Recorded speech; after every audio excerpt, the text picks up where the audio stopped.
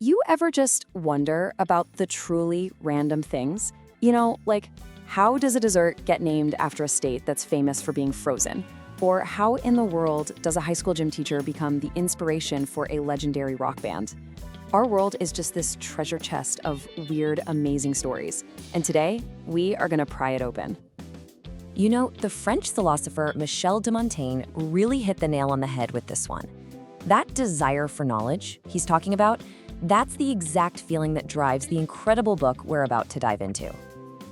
And here it is, the Book of Unusual Knowledge. This thing is absolutely packed with fascinating little tidbits about, well, everything, from pop culture to ancient history. So for the next few minutes, we're going to take a quick tour and uncover some of its best-kept secrets. So let's start somewhere familiar, right? The dinner table. Turns out, even the names of the foods we eat have these incredible and honestly pretty surprising backstories. Okay, take this dessert, Baked Alaska. Why? The name seems totally random. You might think, oh, it must have been invented there, but the real story has nothing to do with geography and everything to do with a little bit of science. Yeah, the secret here isn't on a map. It's actually in a 19th century physics discovery about how heat works. It just goes to show you, sometimes the best recipes actually come from a science lab. Okay, so here's the deal. Back in 1804, a physicist discovered that meringue, that fluffy stuff made from beaten egg whites, is a terrible conductor of heat. It's basically an edible insulator. This meant you could wrap ice cream in it, pop the whole thing in a hot oven, and the ice cream wouldn't melt. Chefs ran with this idea, and later on, someone gave it that poetic name as a little nod to the newly acquired, very cold territory of Alaska. It's literally physics on a plate. All right, let's switch gears. From the kitchen, we're heading to the concert stage. Because music history is just as full of these amazing stories, especially when it comes to how legendary bands and artists got their names. Some of the biggest bands in the world got their names from the most random places. AC/DC, they saw the label on a sewing machine and just loved the raw energy of it. U2 picked their name because it sounded kind of vague and mysterious. And Lynyrd Skynyrd, get this, it's basically a tribute to their high school gym teacher who was always giving them a hard time about their long hair. Okay, so we know the band names, but what about the actual people behind the personas? You think you know them? Well, let's find out. Time for a little challenge. All right, here we go. On the left, we've got the stage names, Bono, Pink, Snoop Dogg, and Sting. On the right are their possible birth names. Go ahead, take a second, pause if you need to, and see if you can match them up. Okay, got your answers locked in? Time's up. Let's see how you did. And here they are. Bono is Paul David Hewson.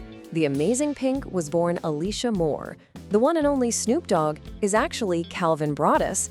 And Sting? Gordon Matthew Sumner. Not quite as rock and roll, are they?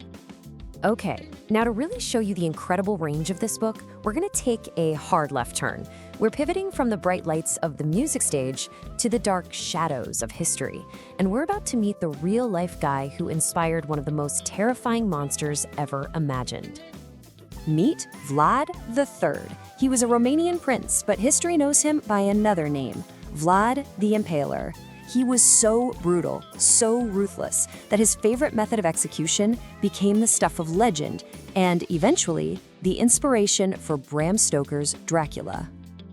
This number, it pretty much says it all. At one point, to terrify an invading army, Vlad had about 20,000 people impaled. Men, women, children, and he arranged their bodies on stakes outside the city, creating what was described as a literal forest of the dead.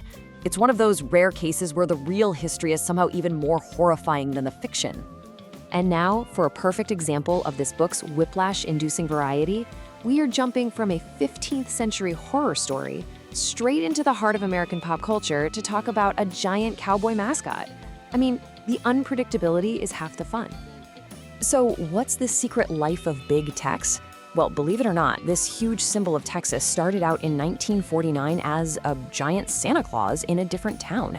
The State Fair of Texas bought him for just $750, gave him a total makeover, and turned him into the 6,000-pound booming-voiced cowboy that he is today. So, from desserts born out of a physics lesson to rock stars' real names to the chilling history behind Dracula and the weird origin of Big Tex, we have covered some serious ground.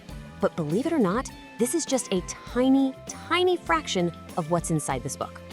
Seriously? This was just a glimpse. The book is broken down into whole sections on animals, art, and literature, the supernatural.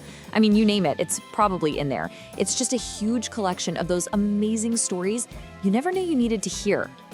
It really makes you wonder, doesn't it? What other hidden stories are out there just waiting to be found? What other secrets are just waiting to be discovered? If you're as curious as I am, you'll definitely want to check this out. The link to this book is in the video description.